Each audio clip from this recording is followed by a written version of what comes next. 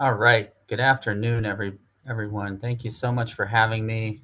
It's great to be here. Looks like some folks are still shuffling in. I'm going to give it a second here. Here we go. I'm going to go ahead and share my screen now.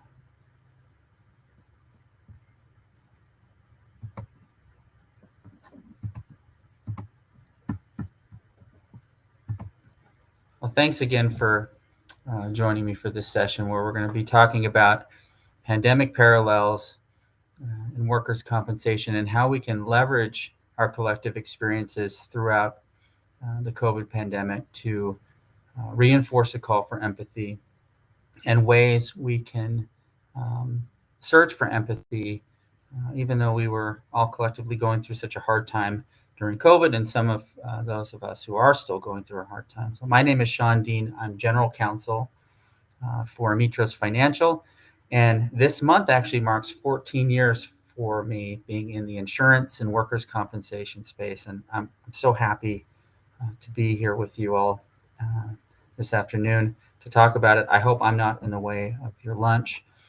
But I'd like to start off by telling you all exactly where I am. And here's a picture of beautiful Joshua Tree, California. This is where I am right now. This is my hometown. Um, and so, why on earth would I be talking about Joshua Tree, California, and how does it relate to the COVID pandemic and workers' compensation and empathy towards injured individuals? Well, I haven't been home to Joshua Tree to see family and friends for 2.5 years because of the pandemic. And today is my father's 70th birthday. So we're really happy to be here celebrating with him and getting to see family and friends that we haven't seen in so long. I also raise it too because things are sort of on the upswing, hopefully, with respect to the COVID pandemic. Folks are getting vaccinated in larger numbers. Things are starting to open up, commercial businesses, certain events.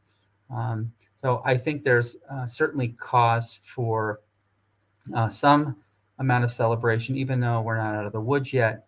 But it's a good thing. But what I would like you all who are either listening to this or at some later point in time or right now is to sort of take a journey with me through your experience in the COVID pandemic. And I know it's not a terribly pleasant thing to do, to relive some of the bad experiences and trauma that we went through. But I think you'll see as we go through this, we will be able to effectively leverage these negative experiences to towards empathy towards injured individuals, because there are so many parallels to what we all went through collectively during the pandemic to as it relates to an individual's experience within a workers' compensation injury and the claims process. So think back with me, a shared experience in illness. And these are recent CDC figures as of last night. And the numbers are staggering. In 46 million positive cases, 750,000 deaths. And a figure like that is almost,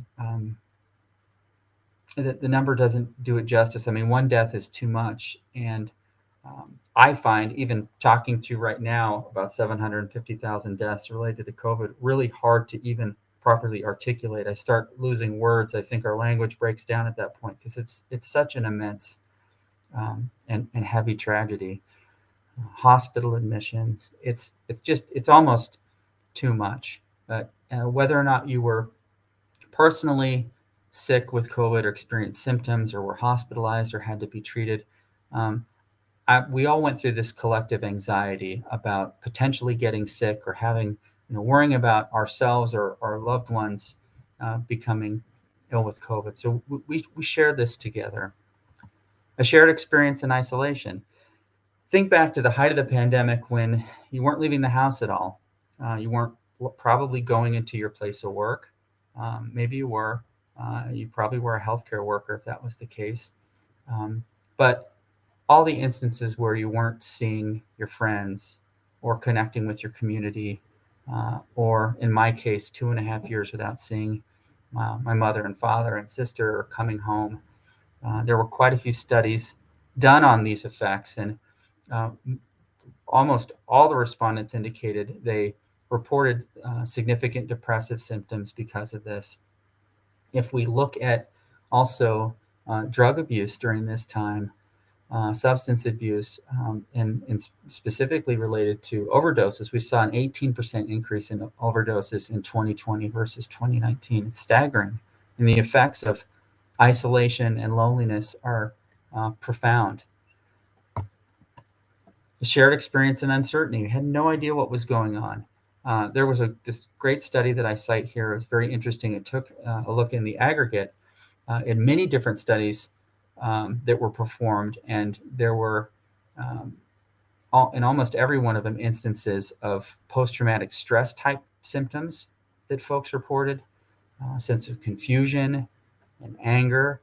They looked at primary stressors, which included anxiety around a longer potential quarantine duration, infection fears, just general frustration and boredom, inadequate supplies. Think back to when you couldn't get paper towels or toilet paper or gloves or masks or anything like that, and a general lack of information, fears of financial loss, and even stigma.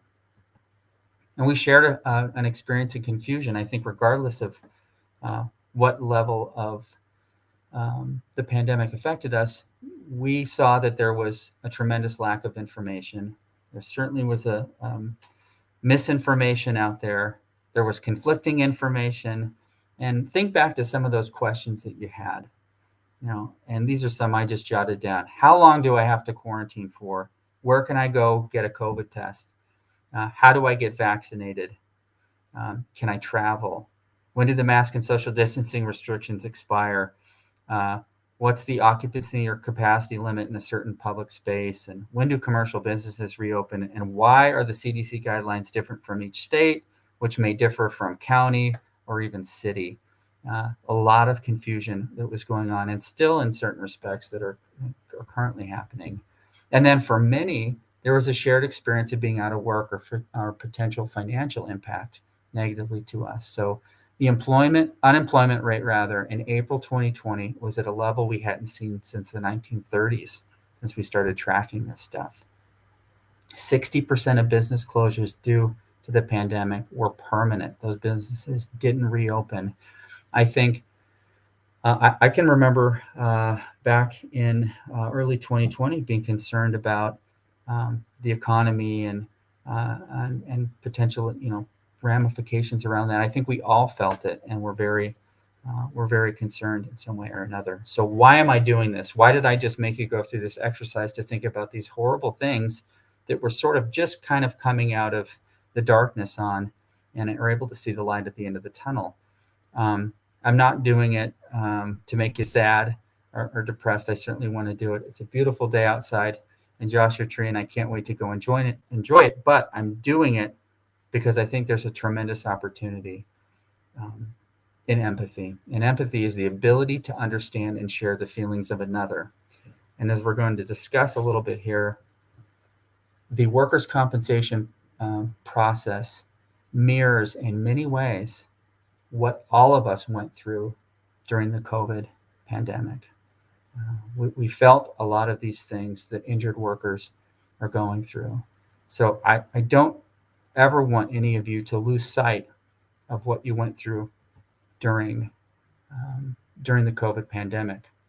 I think we have to leverage our pandemic experience as work comp professionals, all of us who support injured individuals and their families through the work comp process, whether or not you're frontline at a desk as an adjuster, or you're on the periphery helping someone as their attorney or a nurse case manager or an ALJ or whatever role that you play. I think we can harness our experiences, our personal experiences, specifically what we went through in the pandemic, to better serve injured people and to lean on our empathetic ability to connect with these people and help them in a much more meaningful and compassionate way.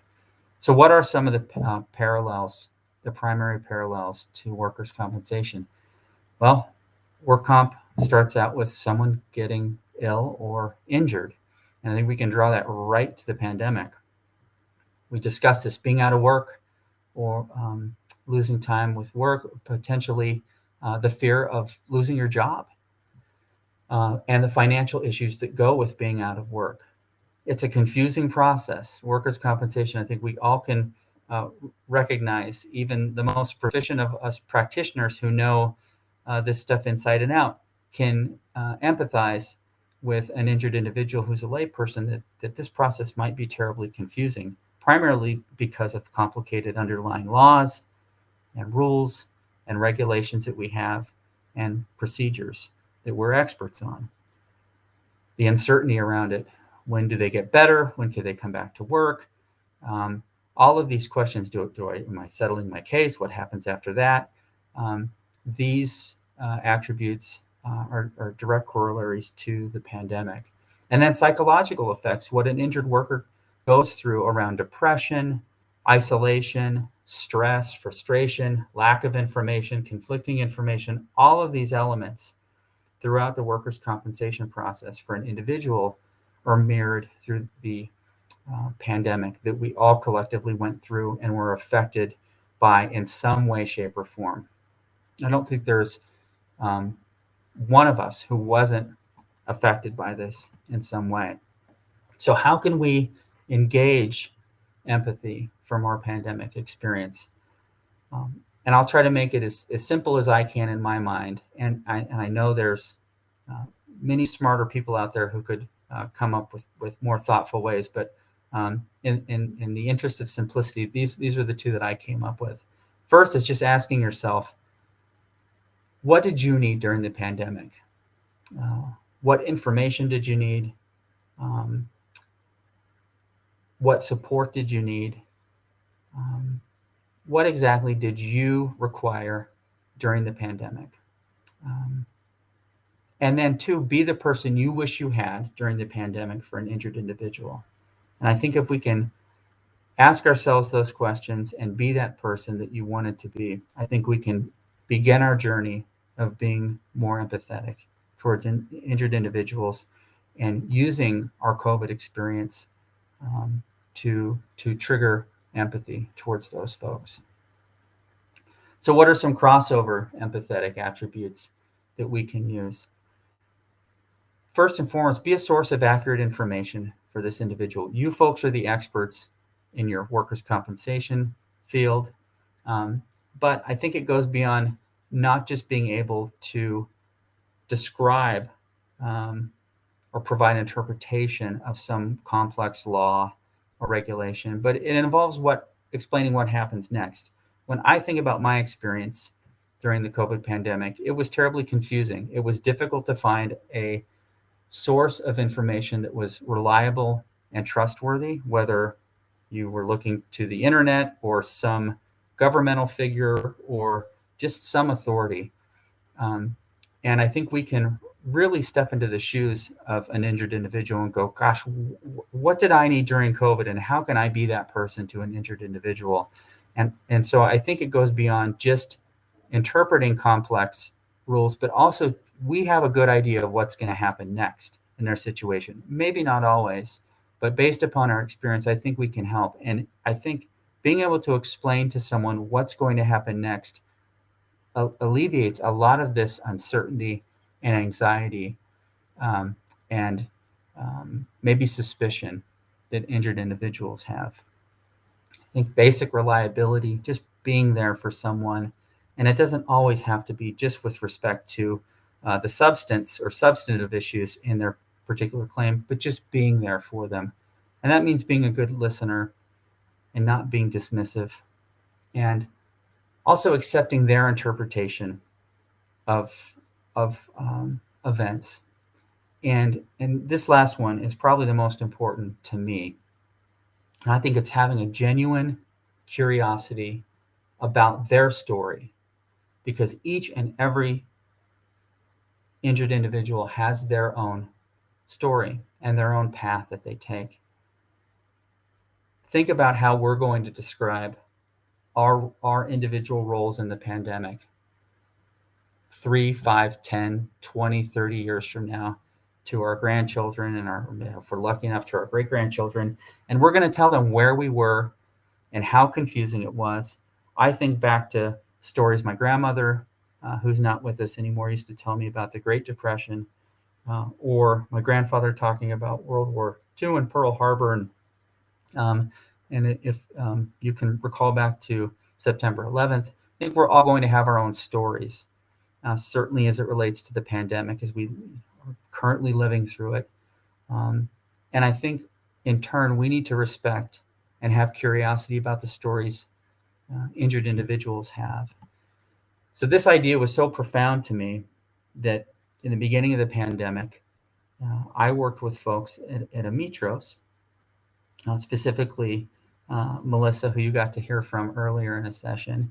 And we came up with an idea to capture stories of injured individuals and develop a podcast.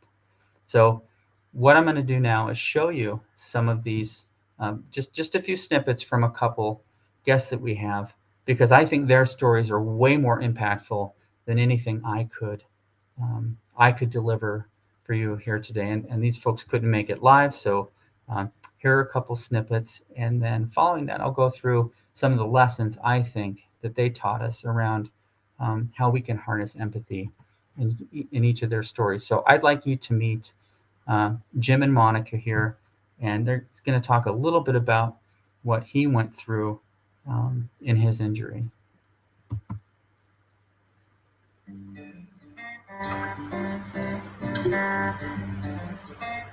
Let's fast forward a little bit to when you're not working anymore. What was that like for you? Because I mean, you said you'd been doing this line of work for, was it 17 years? I'm sorry. 37. 37. 37 years of construction, yeah. 37 years, almost 40 years of doing that. I mean, what was that like for you? So one day you're working, doing what you enjoy, and then next day that's it. And that was tough. I never was a sit at home, watch TV kind of guy. I mean, I was an outdoors person. I liked being in the outdoors, and to have that taken away, it was tough. I mean, I seen it was hard on her. It was hard on me, and of course I tried to hide things from her, because I didn't want her to know what kind of pain I was in or anything, and but when it got to where I couldn't even basically get up and go to work. I mean, even the people that I worked for, they even had me says, well, we'll just give you a couple guys. Maybe you can run them and see if you can do that and kind of work your way into it. Yeah. And it got to where I couldn't even do that. Yeah. Well, I mean, you want to retire one day, but on your terms. Yeah. Yeah, I could see that, and I personally haven't gone through it, but I've been involved in the workers' compensation world for a while, and that's one thing that folks do report is, it's like it got taken away from them. You want to go out and get the gold watch and have the retirement party, and on your own terms, like you said. Well, I've told everyone the toughest thing I've ever done in my life was when I had to go in front of the disability board, the disability doctor. I had never been laid off in 37 years. I had never collected unemployment or anything like that in my whole life. So yeah, to me, that was a kind of a slap in the face. I mean, well, that was a tough pill to swallow. For what it's worth, I mean, and who am I to make a call? But I mean, it wasn't your choice. This was something that physically happened to you, and you really didn't have wasn't you quitting. It's so wonderful to see your relationship together, 42 years on. It's such an awesome thing. I have to ask this question too. I had come in on my first day of work after I saw the video, and I saw a picture of Jim holding I believe it was a stuffed chicken. Yes. In Melissa's office. I have to understand, what is the deal with that? Well, the girls took care of on that because we had a story. One of the things that helped me get through a lot of things during the day, like I said, when she's at work, I'm gone, I'm by myself. Yeah. It's hard when you're sitting at home by yourself. I mean, there's things that goes through your head that you maybe sometimes shouldn't go through your head because you're by yourself. You're thinking sometimes the worst things. Absolutely. So our neighbor had some chickens, and I got to where I was feeding her, and Here she is. Here's our stuffed Henrietta, our chicken.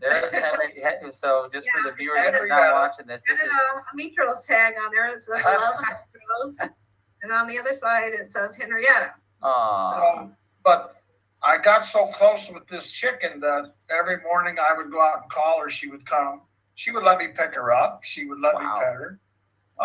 When I would be outside doing things like out in my shed, in the garage, just whatever I could do, certain odds and ends.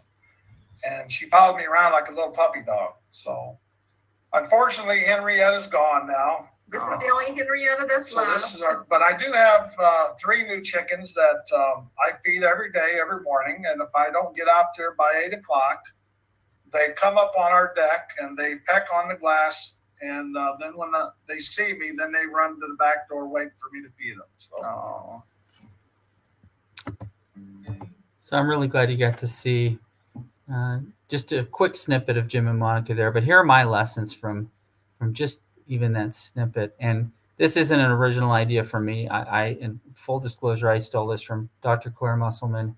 She told me one time that she views insurance's primary goal is to restore the humanity in an individual and restore their dignity. And I see that in Jim and Monica. I mean, Jim was someone who worked for 37 years in construction. He was injured because he was filling potholes, and over the course of a winter shoveled tons and tons of asphalt to patch potholes. He built his house with his own hands. This is someone who's a proud person, and rightfully so. And he saw his injury as taking away his dignity. And I think in some regards, in the workers' compensation process, it really helped restore his dignity. I also think we can't lose sight of those who support those. So we have to support those who support, and can't lose sight of the fact that someone like Monica, a spouse, a loved one, a friend, is also supporting those people, and we need to provide support for them as well. And then connecting on a personal level.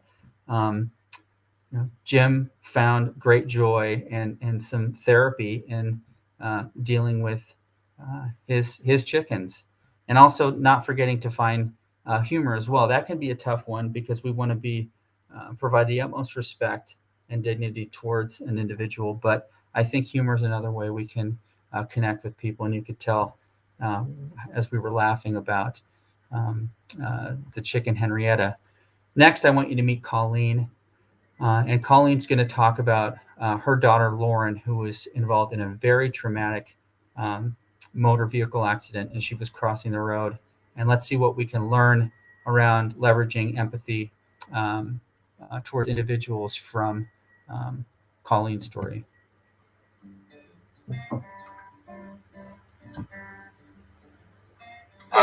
Walk us through. Sure. Just walk us through the beginning of the journey.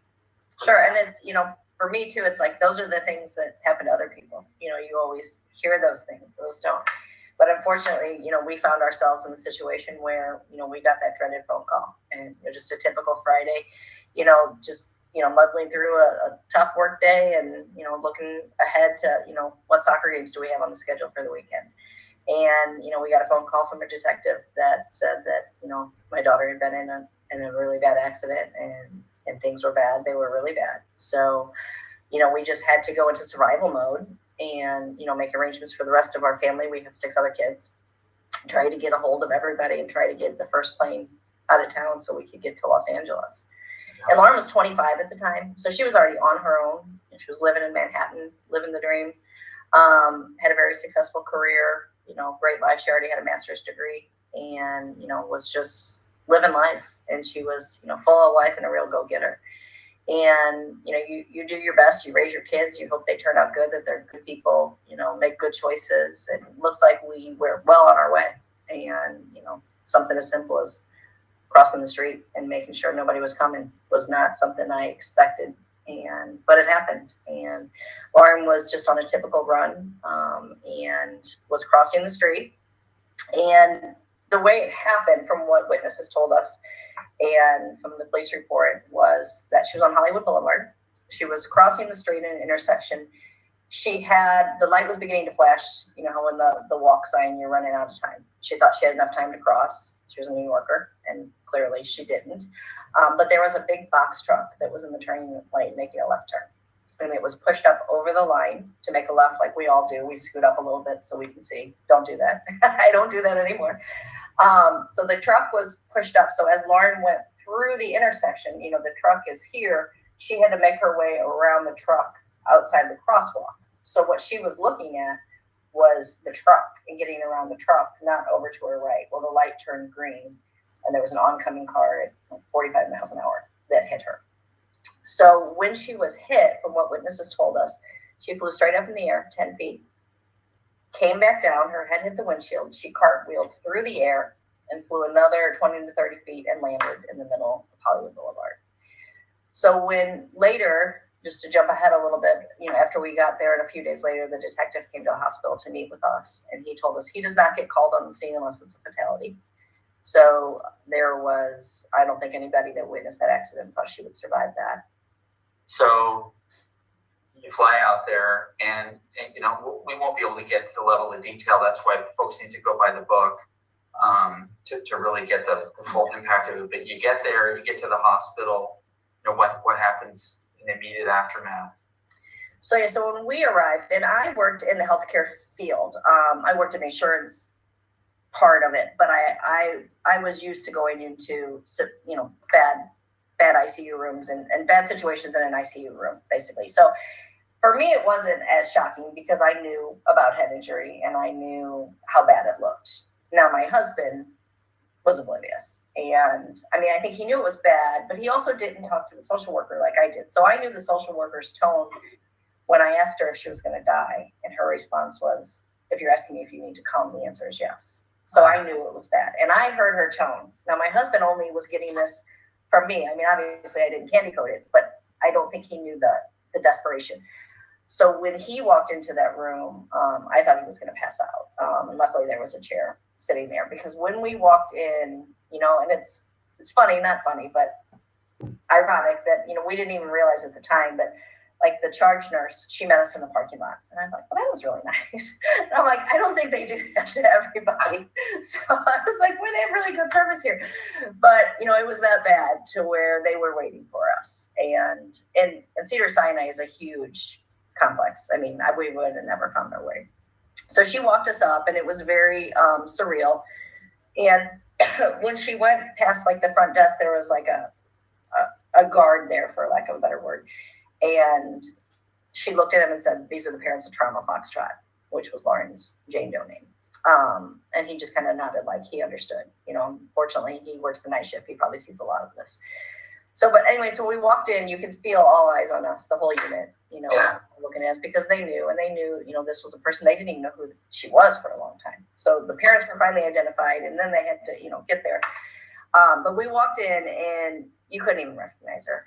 She was so swollen, and it wasn't so much from the accident, it was more from the fluid from the brain surgery, because she had had immediate brain surgery. Yeah, okay. So the first thing they did was they drilled holes in her head in the ER to try to relieve the pressure. Which, just even hearing that as a parent, I'm like, you drilled what? Yeah. And then that wasn't helping, so they knew they were going to go in and remove a piece of her skull. So the plan was to remove a small piece behind her ear, but then once they got in there, the damage was so severe they had to take the whole left side. I'm pointing to my right side, but the whole left side of her skull was removed, and then they also had to remove a large portion of her brain. So I could tell that she didn't seem to be in a lot of pain, and I think too. Her face was. Even at 4 months, completely blank. There was not, she very rarely showed emotion, towards maybe the last part of rehab. I could maybe get a smile out of her, but it was not really a real smile. It was really nothing. And I think too, I look back at some of our Caring Bridge posts, and it would be written like, Lauren picked her nail polish today, and I would put like 2 different nail polishes out on the table. And if she glanced at one, I'd be like, oh, she wants this one. She had no clue what I was putting on her. But in my head, I had to believe that she really was making a choice. Yeah. So I think I did a lot of things like that to just help myself get through it and look for the positive. And her brain surgeon early on, and it's stuck with me still to this day, was the first day I met him, he said, right now I'm trying to give you something positive. I'm going to have to dig really, really deep to find something, but it's there. And you just have to focus on the positives. And I've done that, I think, since then with everything throughout this whole journey. And even with, other things in life, the positives are always there, no matter how bad your situation is. There's always something positive to focus on.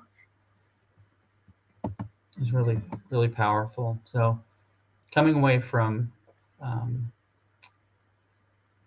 their story, don't dismiss the tragedy. Find the positives, as Colleen said. Oftentimes it's the little things.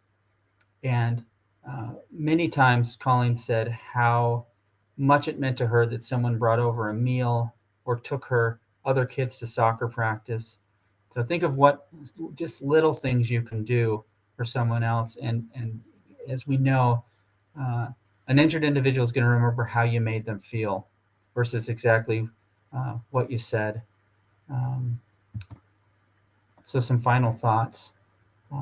I think, and I may very well be wrong, but I think empathy and kindness and emotional intelligence are not soft skills. I think they're equally as important as your substantive knowledge of workers' compensation process and procedure and cost containment skills. I really believe we can transform the way we operate as claims professionals towards every stakeholder, but especially injured individuals, in providing more compassion and care and empathy. And I think we can do this by never, ever, ever forgetting our pandemic experience and being able to, as much as we can, transform it into empathy towards injured individuals. They are not claim numbers. They are not a reserve amount. There are people who have a story, just like we had a story through the pandemic. So I thank you all very, very much for your time. And I'm incredibly honored to be able to be here today to speak with you.